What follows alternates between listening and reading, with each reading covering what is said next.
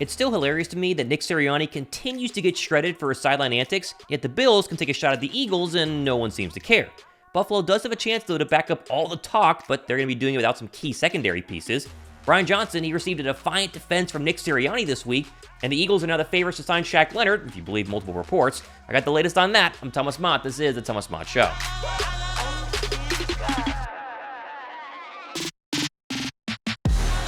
But with the Eagles and Bills matchup less than a day away, I want to quickly remind you to break out those Kelly green jerseys again, because the Birds will be rocking the throwback uniforms for one last time this Sunday afternoon at the Link. And while we all obviously love the Kelly green jerseys, don't fool yourself into thinking the players themselves aren't excited to rock the uniforms tomorrow. Enjoy this.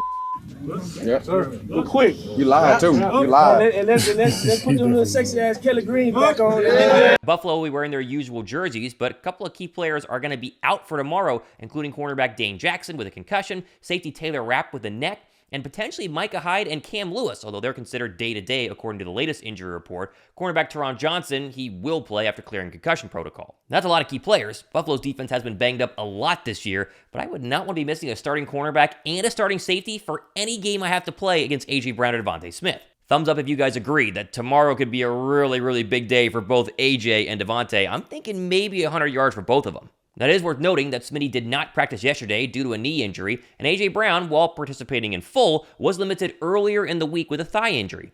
Now, don't worry, both players will officially play tomorrow, even though they were on the injury report for most of this past week. But it is worth noting, at this point in the NFL season, is any team really 100% healthy? For example, the Birds will be without Grant Calcaterra tomorrow and Milton Williams after he suffered a concussion in the Eagles' win last week, although there is an outside chance the Birds could activate wide receiver Quez Watkins to their final open roster spot tomorrow, as the wide receiver has been on the 21-day practice window and was limited for the majority of their practices this week. Now, speaking of practice, the Bills were blasting the Rocky music while also shadowboxing in Orchard Park earlier this week. Clearly a shot at the Birds and a sign of their cockiness, as I guess the Bills' offense has looked a little bit better since firing their offensive coordinator. Either way, I expect complete and total outrage on Twitter, right? I mean, I've been told time and time again this week that Nick Sirianni mocking Chiefs fans after beating the team that beat him in the Super Bowl and getting his team to the best record in the league was the worst outburst in league history and makes Nick Sirianni look like a horrible person, according to casuals on Twitter. I mean, look at this. Cole from the How About Those Chiefs YouTube channel made a whole mocking YouTube short talking about how Nick Sirianni is a child, which got over 1.7 million views on Twitter, and a bunch of replies 100% agreeing with him. Although I actually know Cole, and he texted me before he made this short and said it was more so to generate a little bit of outrage,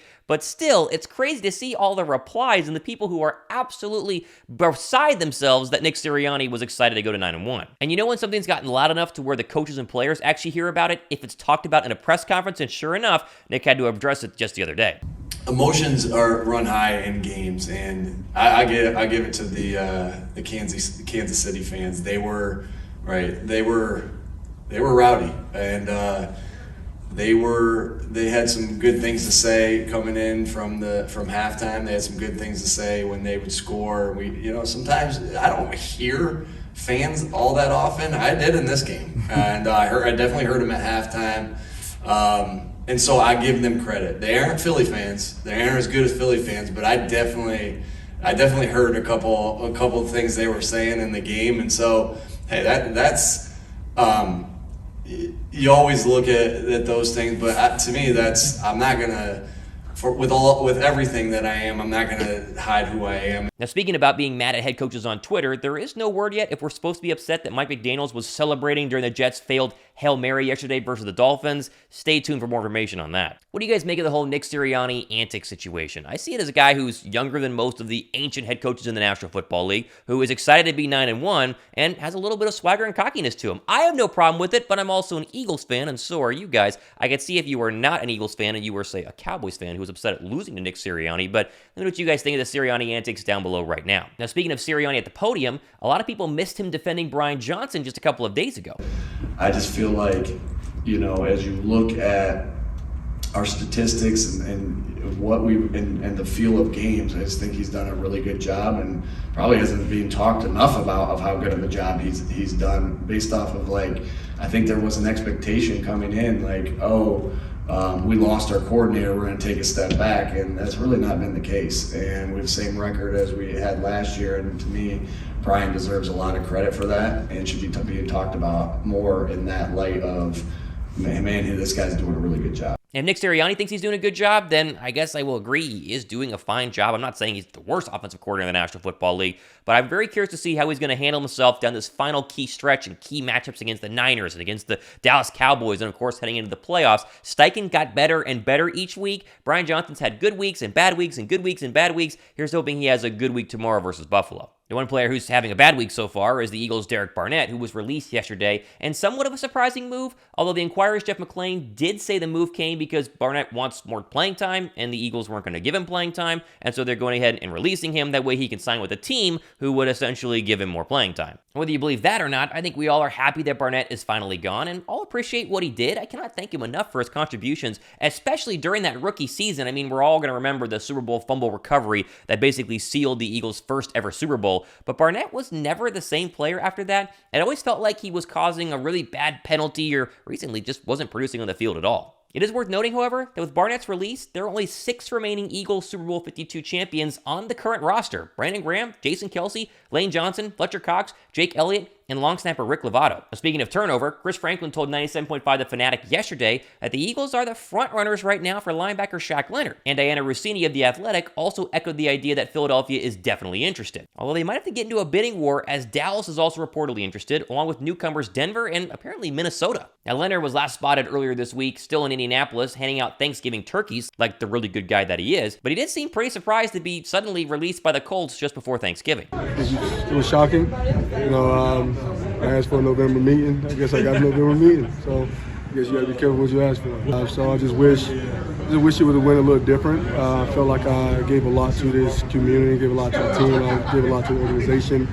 I just felt like I should have been there through the end, I guess. Now, Leonard is going to take some time to decide on his next team. It probably is not going to happen today, although if it does, we'll obviously cover it here on the channel. But Josh Davis and myself from the Philly Special Show, we broke down all of the Leonard situation yesterday, and both of us came to the conclusion that he would make some sense for Philadelphia. Shaq Leonard is not 2021 Shaq Leonard. 2018 to 2021 Shaq Leonard was the best linebacker in football, a 3-time All-Pro. I mean, led his team in tackles, 100+ every single year. The guy was incredible, but he has back surgery twice. He has an ankle injury. He goes through concussions. It just never got back right. And the Colts felt like, hey, we're paying him $6+ million a year this year. We're going to eat that money and still let him go, because they had a chance to get him back into the lineup. Because I had some people on my comment section saying, well, he played 60% of the snaps. True. But when they lost their starting linebacker, they chose an undrafted free agent linebacker over Shaq Leonard. Like, you're not getting 2021 Shaq Leonard. But Shaq still thinks he can play. And he was giving away turkeys in downtown Indianapolis on, Wednesday afternoon, right after the news broke. And he said, I can make a team better. I want to go ahead and win. And that's your hope. It's a low-risk, high-reward situation. And maybe he turns out to be Robert Quinn, where he does absolutely nothing, looks washed, and doesn't play another down for any NFL team.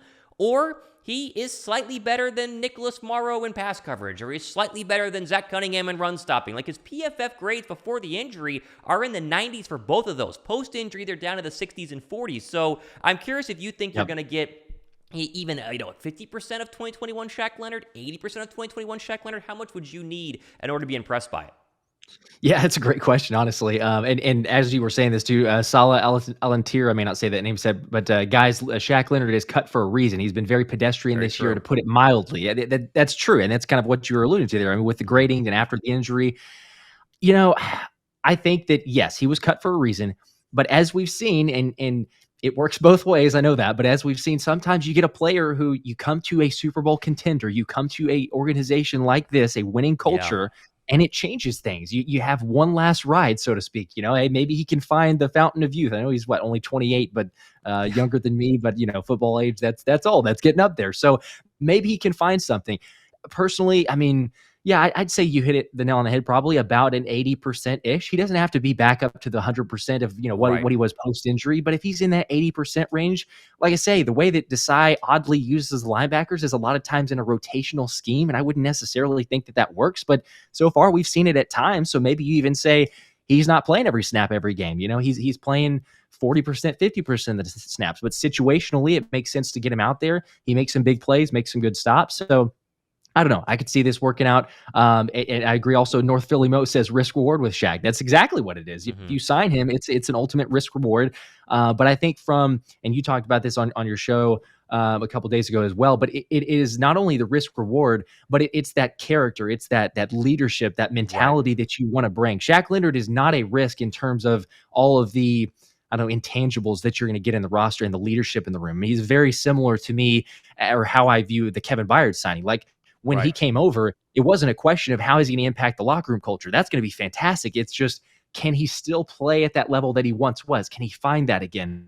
And I think that, gladly he did a little bit against the Chiefs. We were somewhat concerned even in the Kansas City game, but he started to play better. He's had his best game to this point. Can Shaq Leonard, if he were to come to Philly, do the same thing? And I'm not necessarily totally opposed to it. I think that he possibly could. Let me know what you guys think of the whole Leonard situation. Do you want to sign him? Do you care if you not sign him? I'm curious how people are going to be torn down below in the comments section. And of course, while you're at it, give me your score prediction for Bills and Eagles tomorrow. Side note, we're not going to be broadcasting that one live because Josh just left for a family vacation, and I'm still obviously not home at my parents' house in Texas, hence the big Texas flag thing behind me. So no broadcast tomorrow, but obviously I'm going to be on Twitter breaking everything down. So if you want to go back and forth in my DMs, you want me just follow me on Twitter and see what I'm going to be tweeting about Philadelphia, hopefully dominating the Buffalo Bills. That's the best place to go ahead and find me. And then, of course, back Monday in the studio, breaking everything down as I always do. So subscribe to the notification bell for that. I'm Thomas Mott on a Saturday. This has been the Thomas Mott Show.